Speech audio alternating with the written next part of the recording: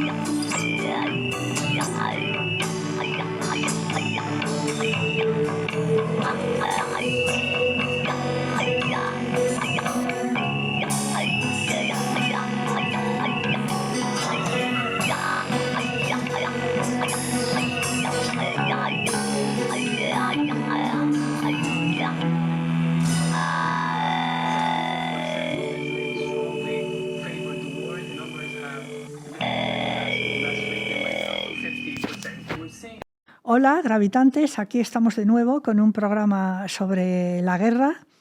Recordáis que ya hace tiempo, cuando empezamos Centro de Gravedad Permanente, empezamos justamente con un programa sobre la guerra en Ucrania. Raúl, nuestro compañero, fue uno de los primeros en identificar justamente que la guerra en Ucrania significaba un cambio de época, ¿no? La guerra se delineaba como un elemento fundamental en la gestión de la crisis de un capitalismo terminal.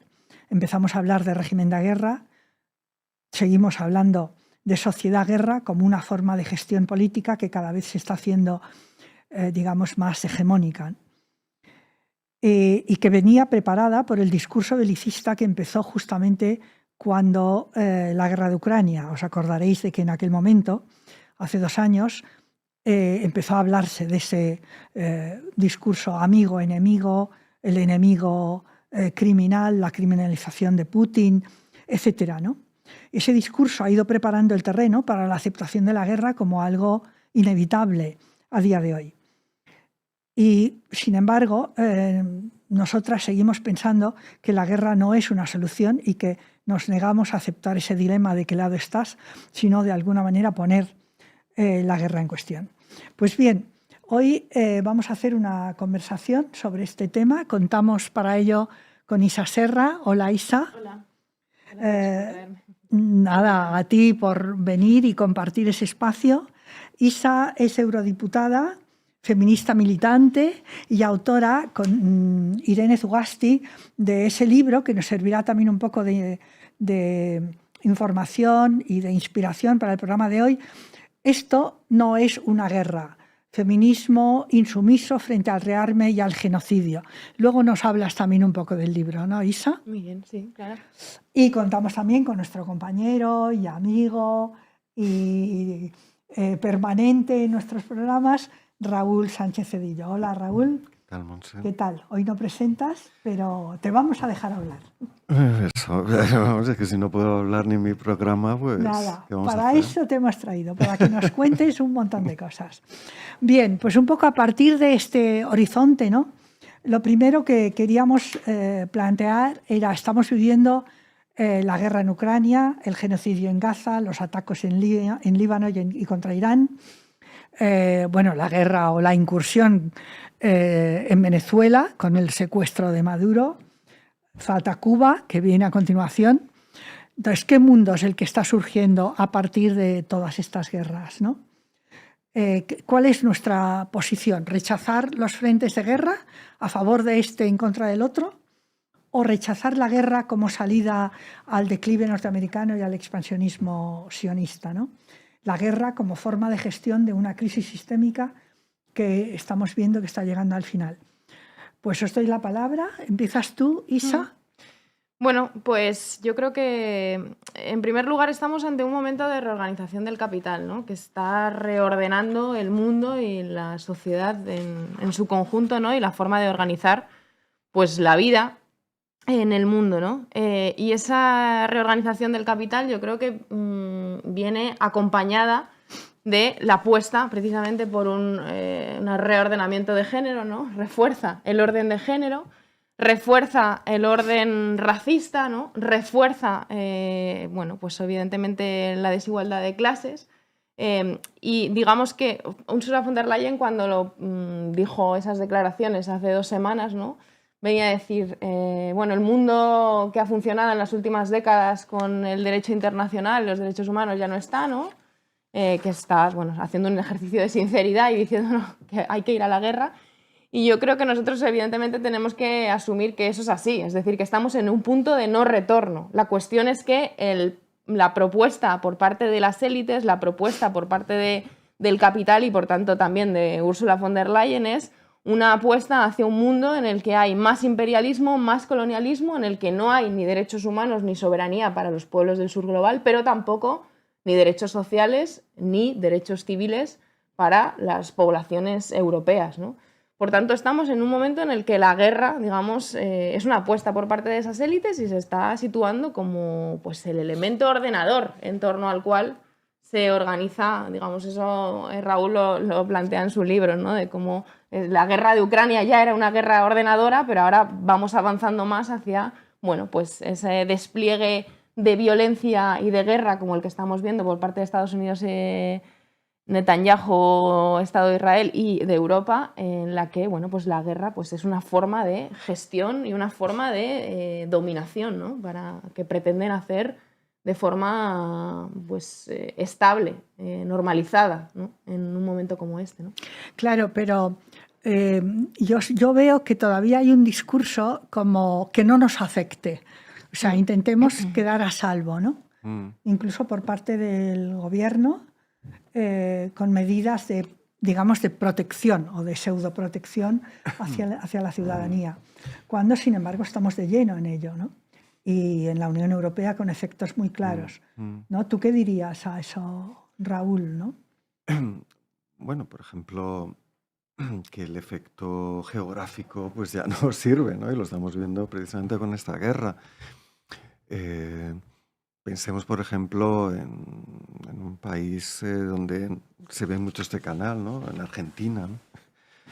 tanto la guerra de Ucrania como, de manera distinta, el genocidio en Palestina han sido vividos con lejanía. Ahora no, porque directamente afecta al mercado mundial y el mercado mundial es más denso e interconectado que nunca en la historia, ¿no? En ese sentido, la posición española responde además digamos, a una particularidad, es decir, a un ciclo que comienza en 2011 y que ha hecho que el Partido Socialista se vea obligado a exponer formalmente una posición de participación soft en las aventuras militares. Por ejemplo, siempre han dicho no vamos a enviar tropas a Ucrania, cuando Macron o Starmer, incluso en tiempos de Biden, decían pues vamos a hacer una fuerza, ¿no?, que apoye de manera mucho más clara. Ellos no, solo ayuda militar, etcétera, etcétera. Es un problema, sabe que eso cuesta caro en España todavía, y con lo de Palestina exactamente lo mismo. Pero nos engañaríamos si pensáramos, y yo creo que esto tú lo ves en el Parlamento Europeo, Isa, que eso es una posición europea. En todas las demás sociedades el discurso de la guerra es inminente, preparémonos para la guerra, apretémonos el cinturón, la guerra, Europa se está jugando el ser o no ser, lleva desde Ucrania, pero desde entonces no ha hecho más que profundizarse en todas partes.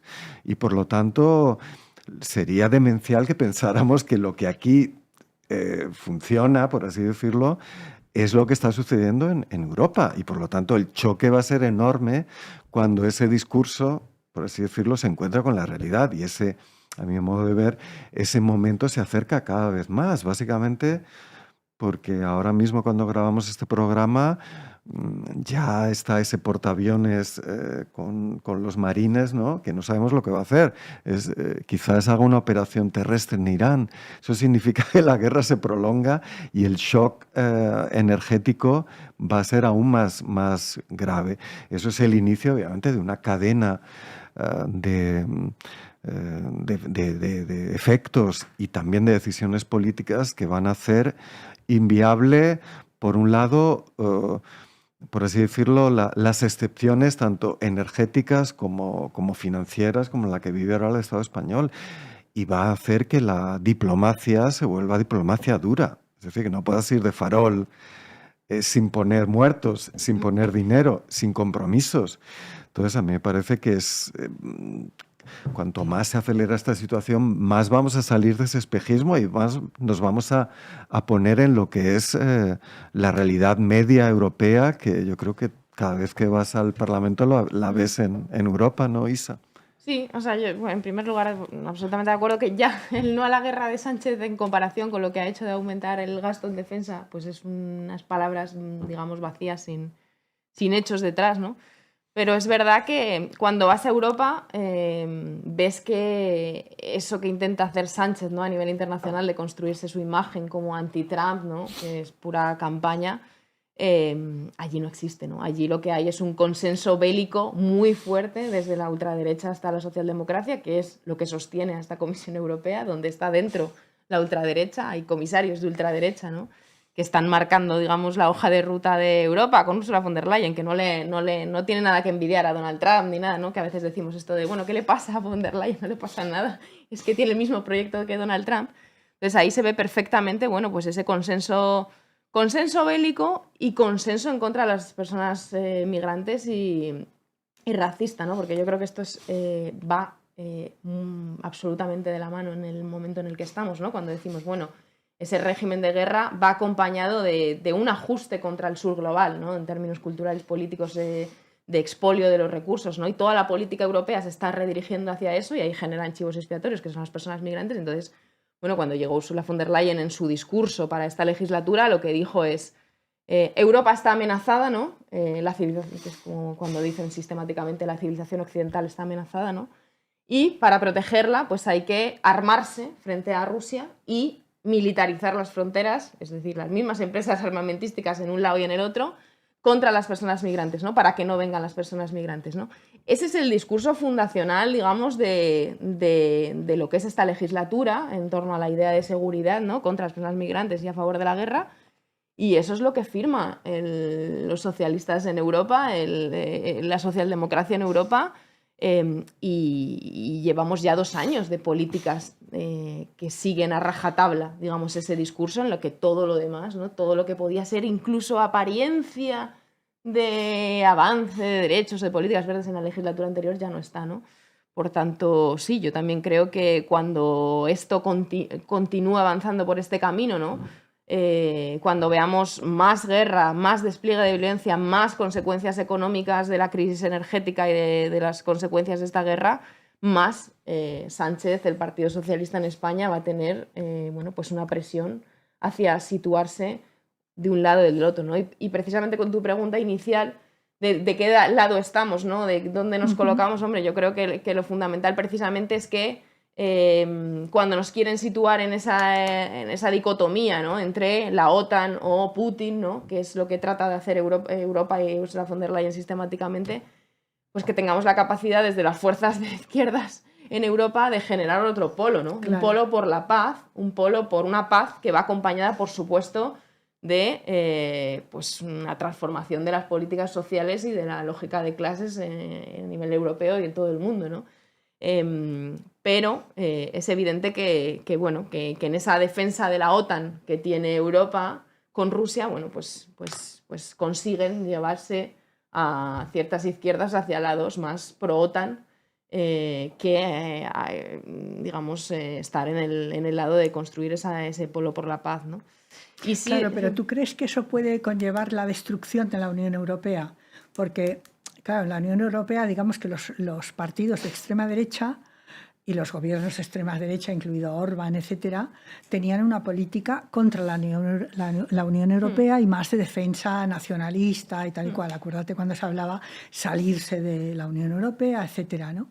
Últimamente vemos que, por el contrario, tiene una política como de transformar la Unión Europea en una especie de polo pro-Trump o sometido a Trump, ¿no? Pero, claro, si ese estado de guerra sigue para adelante, yo no sé si no va a conllevar la propia destrucción de la propia Unión, ¿no? ¿O eso es mucho decir? No es mucho decir porque creo que estamos en un punto de no retorno en el que incluso no es mucho decir que podemos estar ante una crisis terminal del capitalismo, quiero decir. Ya. Que vamos a ver cómo avanza esto, ¿no? Es verdad que en la propia extrema derecha hay profundas contradicciones, ¿no? Y no es lo mismo Patriots que Europa Soberanas, tienen posiciones diferentes en torno a lo que entienden ahora que debe hacer Europa. Yo lo que creo es que es evidente que Europa está en una crisis de proyecto enorme, ¿no? ¿Para qué sirve la Unión Europea, ¿no?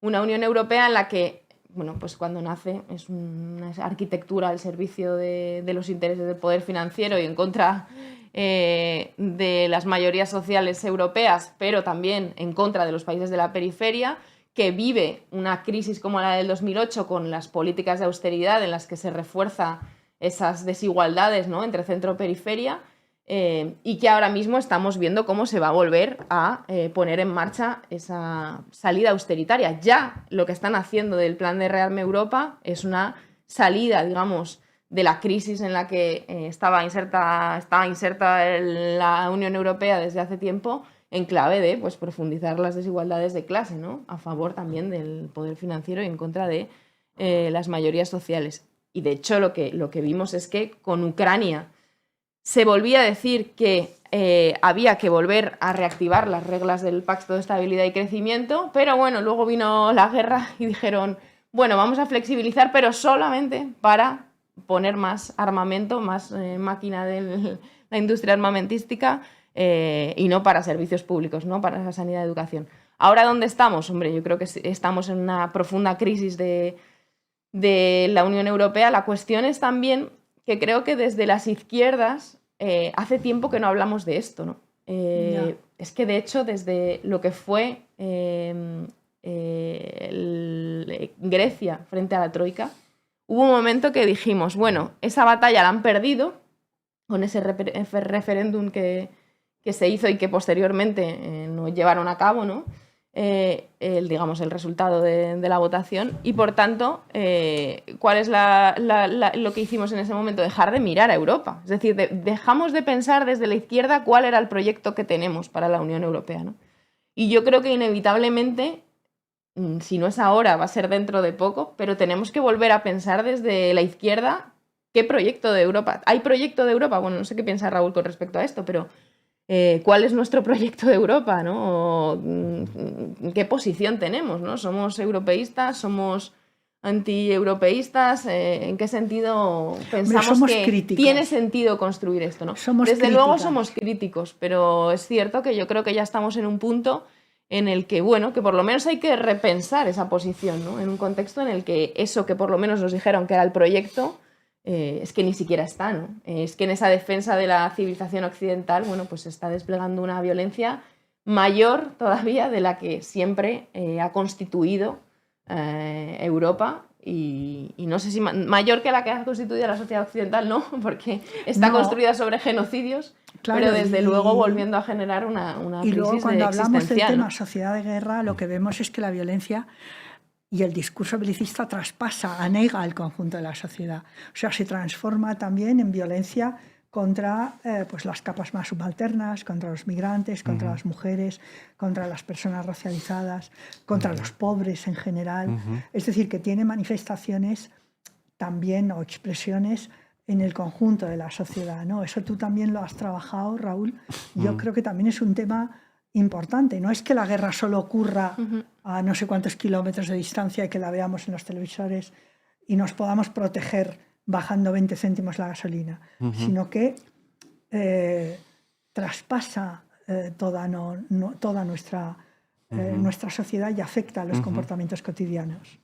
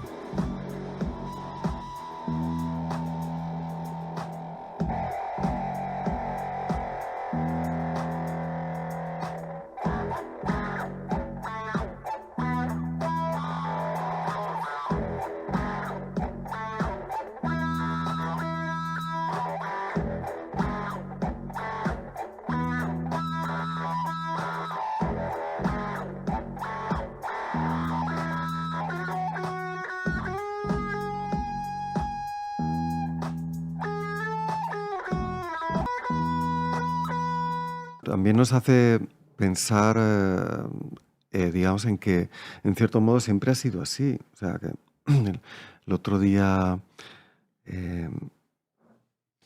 digamos, por ejemplo, el acuerdo de los petrodólares, ¿no? Con Arabia Saudita del año 74, está motivado por la guerra del Yom Kippur, ¿no? Que hace generar shock petrolífero. Y recordemos, siempre dice, la crisis del petróleo. Bueno, pues la crisis del petróleo es una respuesta de algunos de los países digamos, productores de petróleo a al expansionismo de Israel y a la política de Israel y al apoyo estadounidense a eso. Es un pacto entre Sadat y Hafez el-Assad, arrastrando al resto de países árabes. Pero es una respuesta a una dinámica, vamos a llamarla geopolítica imperial, ¿no? Pero que genera precisamente el fin del fordismo y el comienzo del fin del movimiento obrero en Europa, porque son los años de grandes derrotas políticas y económicas, los pactos de la Moncloa en España, el fin de la autonomía obrera y el fin del Partido Comunista. En Italia es el autosuicidio del Picchi y los años de plomo contra el largo 68 italiano, etcétera, etcétera, ¿no? Entonces, viendo retrospectivamente, vemos que, como decía Isa, las guerras son, por así decirlo, el disparador, ¿no? El catalizador de procesos que estaban ahí ya, ¿no? Y era obviamente el hecho de que obviamente el sur global y los países productores de petróleo estaban pagando, entre otras cosas, la desvalorización del dólar debido al abandono del patrón oro, ¿no? Y querían cobrárselo, ¿no? Entonces tenemos que ver que la guerra es un mecanismo siempre político para introducir elementos de mayor explotación y mayor dominio, ¿no? Entonces, en la realidad actual lo que vemos en lo de Ucrania, pero obviamente en esta respuesta europea, es una respuesta violenta, militarista y belicista al inequívoco declive de las potencias occidentales como potencias capitalistas en términos de formación de capital, ¿no? Vemos el mapa mundial y son China, India, Brasil, pero fundamentalmente China e India las que, en términos de PIB global, pues son las que están copando eso. Estados Unidos tiene sobre todo una sobreabundante riqueza financiera y tiene sin duda las plataformas, que eso es un elemento fundamental que ni siquiera tiene Europa. Entonces, en esa relación histórica de privilegio comercial, de Bretton Woods, que ha tenido Europa, en los intercambios desigual, en el acceso a minerales en África, en lo del Congo, que aquello, en fin, era una colonia personal de Bélgica y ahora lo es de un capitalista colectivo, cuando además compite ahí China con otro modo de generar relaciones de dependencia, pero no con violencia colonial y genocida, ¿no? Es decir, que pierde el acceso a las materias primas, pierde el acceso al petróleo barato debido a la postración y haber doblegado a la Unión Soviética, que directamente hizo que el petróleo y el gas estuvieran a precio y con grandes acuerdos con Alemania, que los hizo Schröder. Ese modelo se acaba. Entonces, ¿qué tiene Europa? No tiene nada. Lo único que tiene es una sobreabundante y brutal riqueza financiera que está en manos de fondos, está colocada en los 4 rincones del planeta, tiene patrimonio, tiene el turismo, y veremos cómo afecta esta situación al turismo español y los combustibles, porque ahí sí que va a ser una hostia o sea, la cuestión que siempre alarma, ¿y por qué pierde el Partido Socialista las elecciones? Si toca los salarios públicos y si aumenta el paro. En fin, ¿y qué van a hacer las patronales del turismo en la situación que se avecina? Y exactamente lo mismo con la burbuja de construcción y de obra pública. Lo que vemos es que los capitales se refugian en la militarización, en la seguridad y en las infraestructuras que está pillando Florentino, que está pillando Indra, de tipo político-militar, mientras que realmente no hay ninguna respuesta para generar, y menos en España, este pleno empleo que hay con la militarización. Y vemos un país que estaba en pleno empleo como Finlandia, que ahora tiene más paro que España por la militarización en la que entró. Y ahora el primer ministro está diciendo, vamos a negociar con Rusia.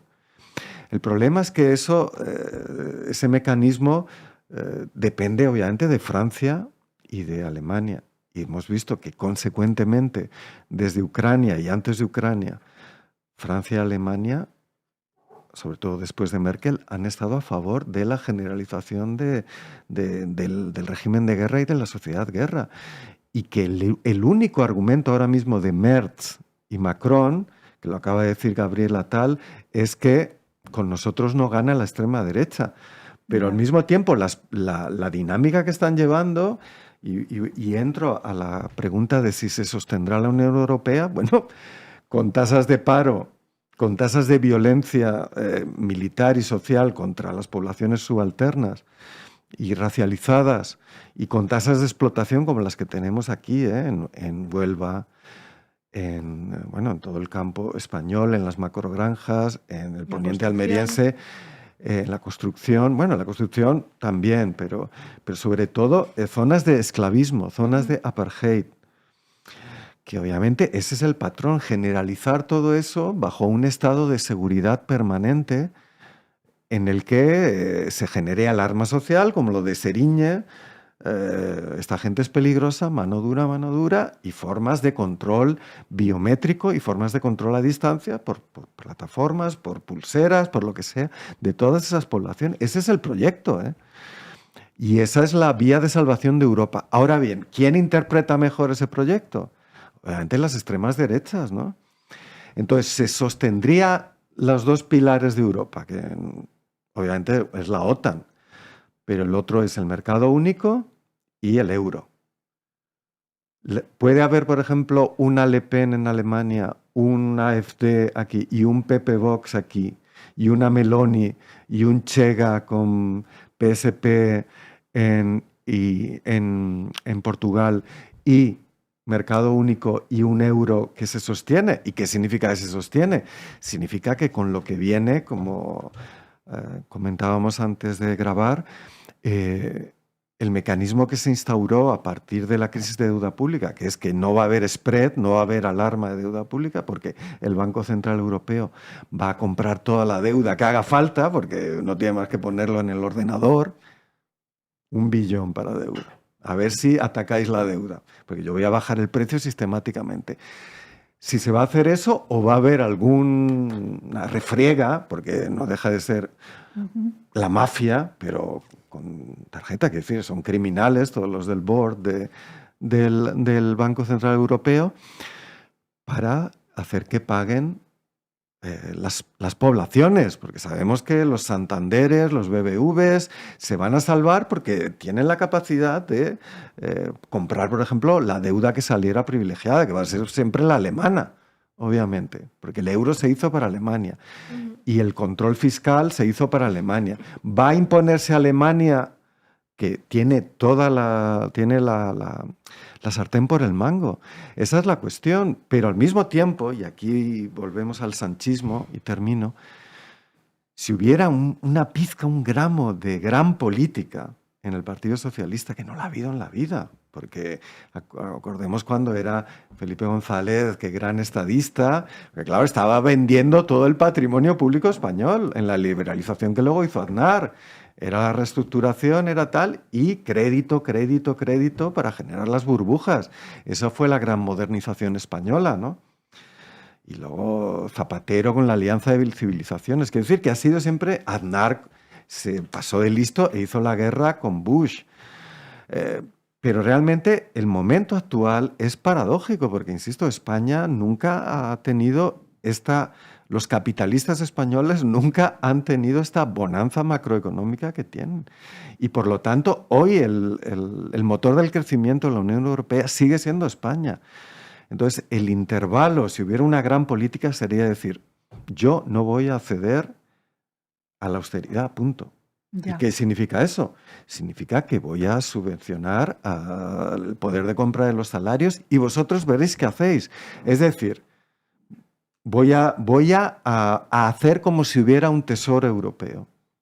Y vosotros veréis si lo aceptáis y lo hacemos, ¿no? Ese es un programa de izquierdas o de protección de los derechos sociales en Europa, que implica un desafío puro y duro, pero obviamente una alianza con quien va a pagar el pato otra vez, que sería Grecia, Portugal, etcétera, etcétera. Pero claro, ¿qué interlocutores hay para hacer eso? Tendría que ser una alianza que no funcionara en clave anticomunista, por ejemplo aquí contra Podemos y otros, o que no, como hace Hollande, intentará excluir a la France Insoumise, porque te tienes que enfrentar a la oligarquía financiera europea.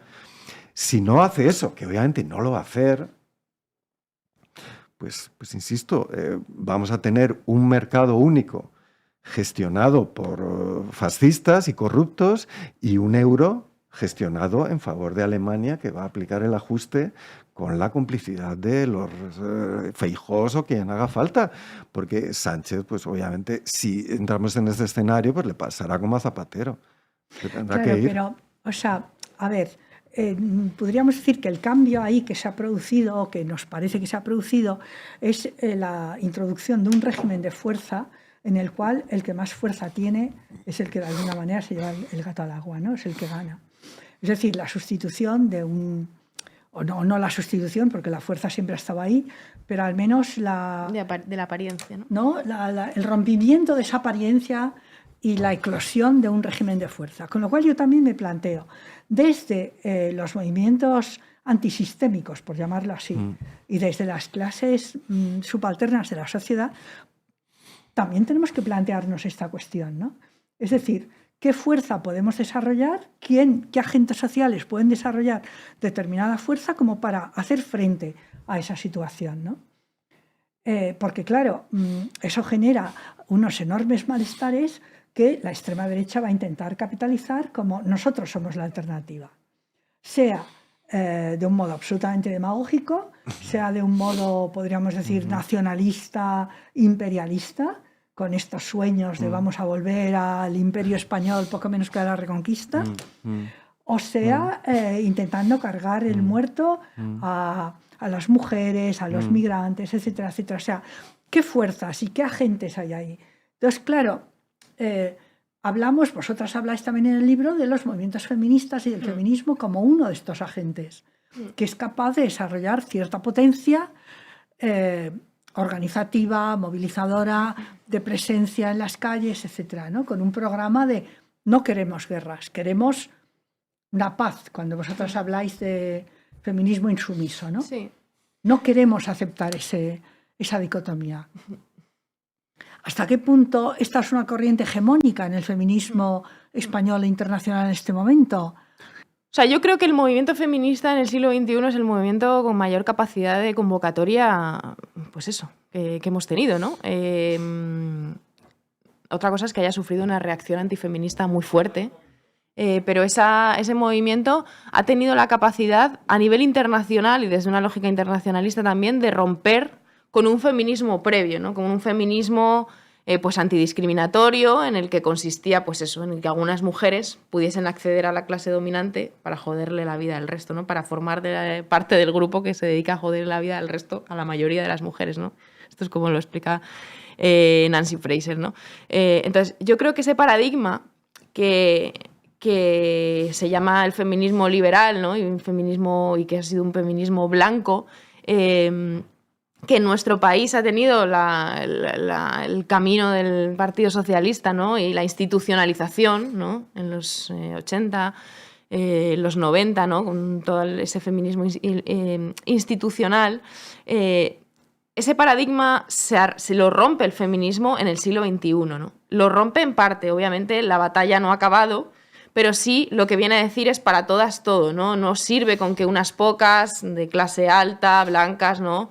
se suban, digamos, a la clase dominante a joderle la vida al resto, sino que esto va de poner los intereses del conjunto de las mujeres en toda su diversidad para realmente transformar el sistema económico desde abajo, económico y social, ¿no? Entonces yo sí que creo que eso se ha roto, el anterior feminismo antidiscriminatorio, blanco, liberal, gracias a este feminismo que plantea que, pues eso, que hay que incluir a las mujeres racializadas, a las mujeres trans, a las mujeres más precarias, y que sin eso esto no es un feminismo transformador, ¿no? Será otra cosa, algo que les sirva a ellos.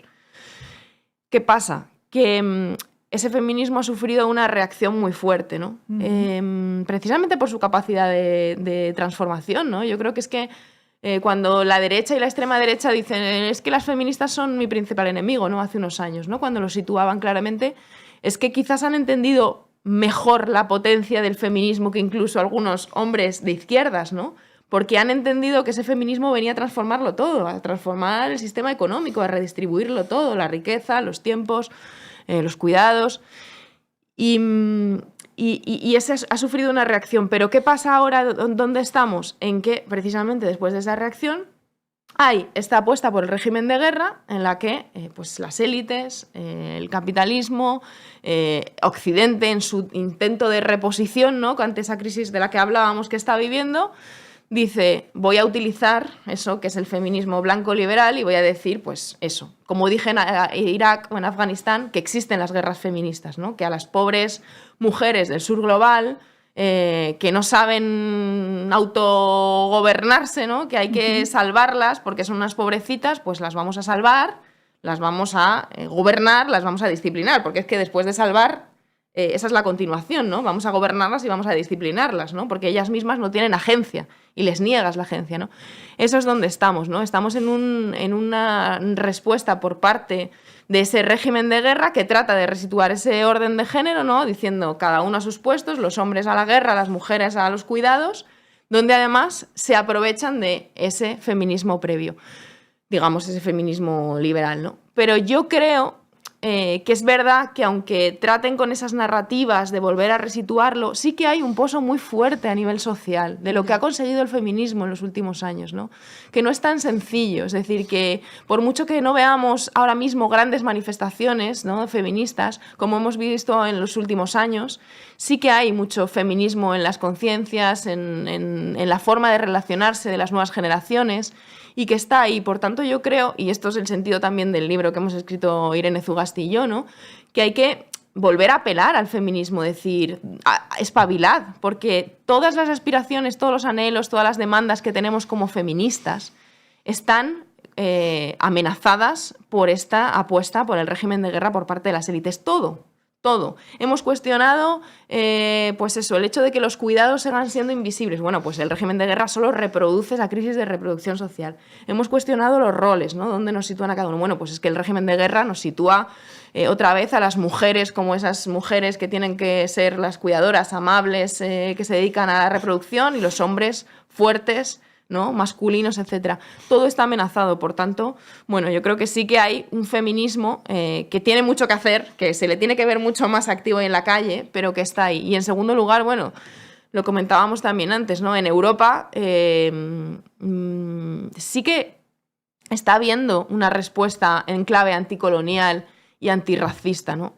También en Estados Unidos, cuando vemos lo que es el ICE y lo que hace contra las personas migrantes, y cómo en Minneapolis se organizan en redes de solidaridad, precisamente quienes tienen ese privilegio de ser blancos, ¿no?, y no están amenazados, ponen su cuerpo por delante para proteger a las personas racializadas o migrantes, ¿no? Yo creo que a pesar de que en nuestro país pues las movilizaciones, el movimiento contra la guerra es un movimiento mucho más blanco, precisamente también por la composición social de la población en nuestro país, sí que se está situando el elemento anticolonial y antirracista como elemento central en la batalla contra la guerra, ¿no?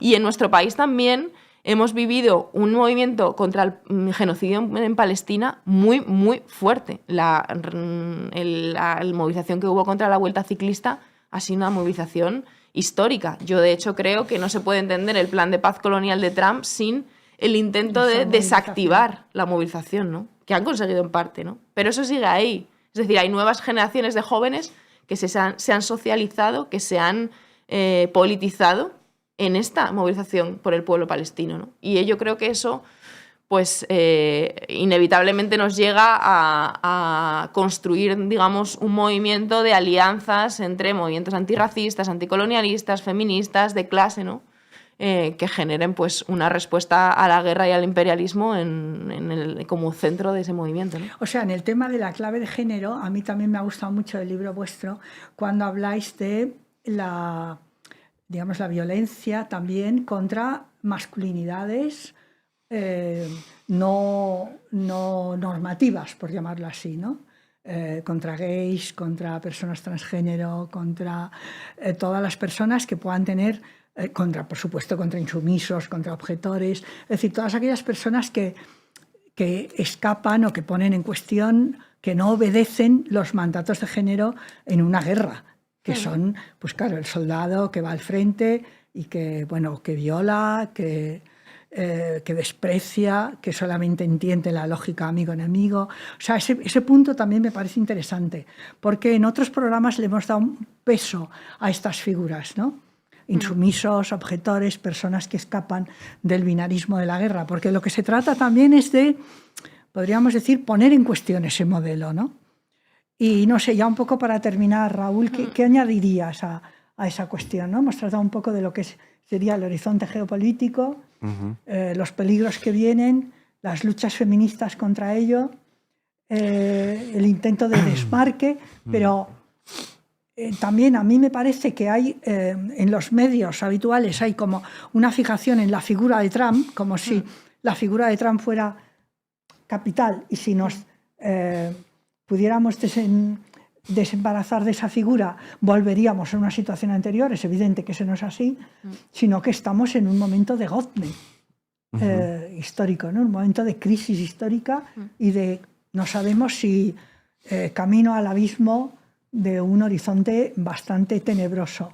No sé cómo podrías terminar tú con ese diagnóstico. Tenebroso.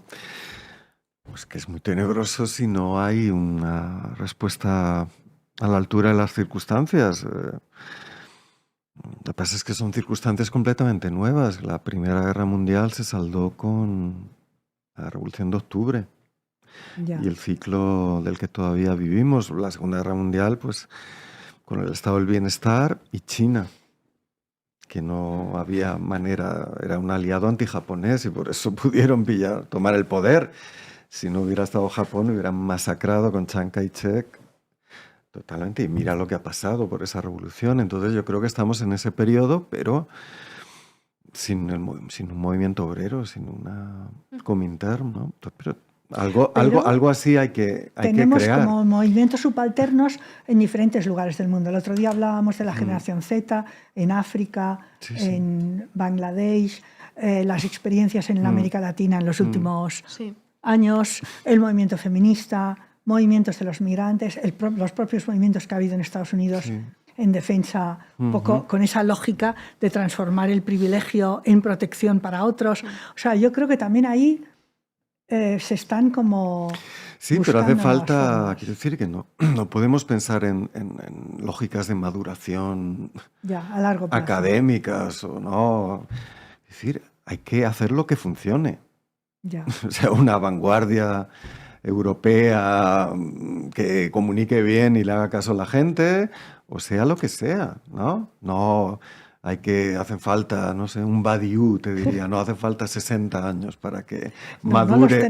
No tenemos 70 madure, años. es decir, está usted flipando. Es decir, hay que construir con lo que haya, in media res, en el acontecimiento. Y en ese sentido, lo que no podemos hacer como Europa declinante es, pues eso, decir cómo tienen que luchar los palestinos o los iraníes, o en África contra el colonialismo, ¿no? Que decía, no va a ser Europa la que cree esas vanguardias. Entonces estamos a la escucha también.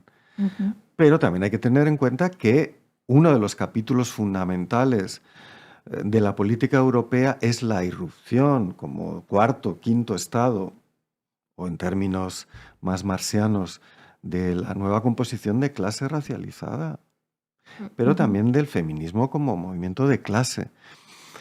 Y por lo tanto, esa es la baza que hay que jugar. Y yo creo que necesitamos realismo y socialismo, no realismo socialista. Pero quiero decir, no socialismo como este neocomunismo que dice, no voy a dar nombres, pero dice, primero no hagáis nada, vamos a construir el partido mundial y luego no. No estamos en esa lógica. Entonces, lo que se trata, hablando de Europa, yo creo que hay que plantear esa irrupción. Quiero decir, la homogeneidad de las situaciones europeas es brutal en las ciudades. La misma problemática, del norte al sur, del este al oeste, alquiler, servicios, racismo, fascismo, precarización, militarización, centros de datos, etcétera, etcétera. Es decir, no estamos hablando, es que hay enormes disparidades. No, lo que no hay es...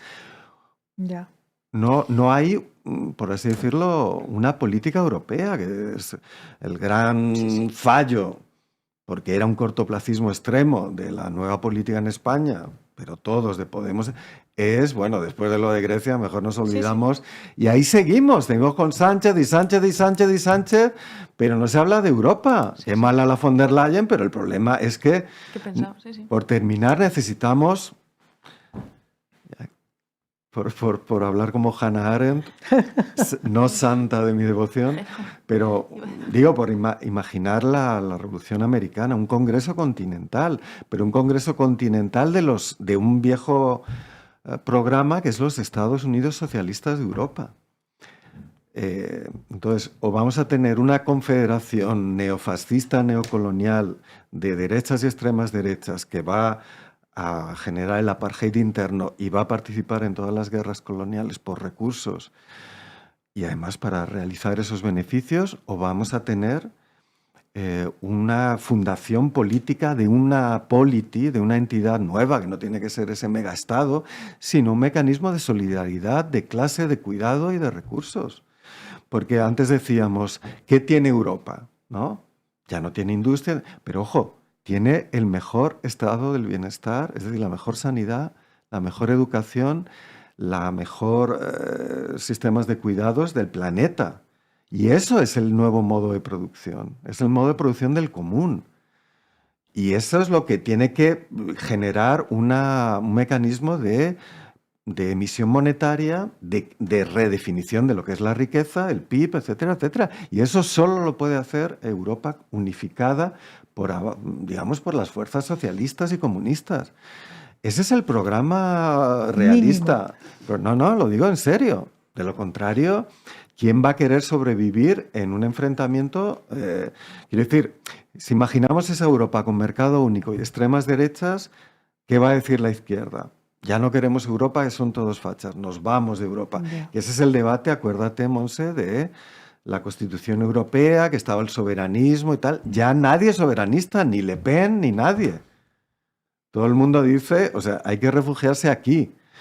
Pero claro, pues, el problema es que hay que reventar por dentro esa estructura sabiendo que, insisto, que ya no vale la amenaza de que te echamos del euro, que fue lo que funcionó con Tsipras, porque Tsipras fue el que no aceptó la voz popular.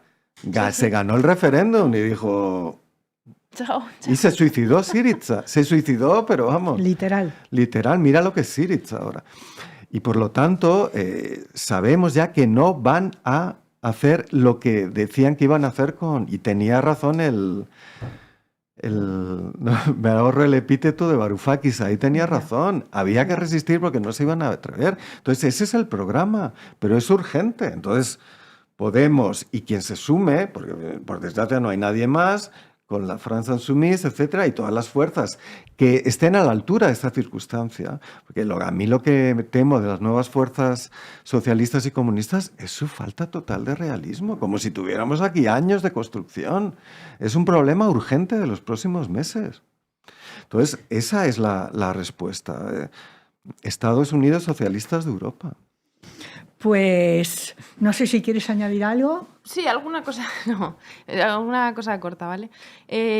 No, en primer lugar, que yo creo que el avance del Estado policial en el que ya estamos también va a generar respuesta en las poblaciones europeas, ¿no? O sea, yo creo que ya ahora mismo se está debatiendo en Europa también lo que es lo del chat control, ¿sabéis qué es? Que tiene que ver con que, bueno, pues las empresas de plataformas, digamos, de los amigos de Donald Trump, Meta, lo que hagan sea acceder a nuestra información privada con la excusa, en este caso, de la violencia sexual contra la infancia, pero puede ser esa excusa o puede ser la que venga, da igual, que hay que combatir el terrorismo, entonces investigarán a los que ponen una publicación sobre Palestina y ya se pueden meter en nuestras conversaciones privadas para reportar a las autoridades nacionales, a policía, para ver, con la excusa esa, si hay violencia, pero como excusa para establecer un sistema policial de control absoluto y de vigilancia, ¿no?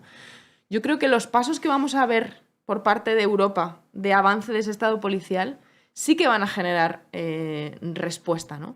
Y no sé si en Estados Unidos el poder confiar mínimamente en la democracia liberal que existe nos puede también permitir pensar que sí que va a haber revuelta, o sea, que va a haber respuesta por parte de las poblaciones, de la población estadounidense. Yo creo que sí. O sea, yo creo que por mucho que esté limitada esa democracia, sí que va a haber respuesta. Y en segundo lugar, yo creo que tenemos que dejar de hacer algo desde las izquierdas, que es apelar a lo que existía o lo que operaba y que ya no funciona más. Cada vez que hay una vulneración de los derechos de las personas migrantes y decimos el derecho a asilo se lo están cargando, ya no hay que apelar al derecho al asilo, a los derechos humanos, es que ya no opera más. Ya.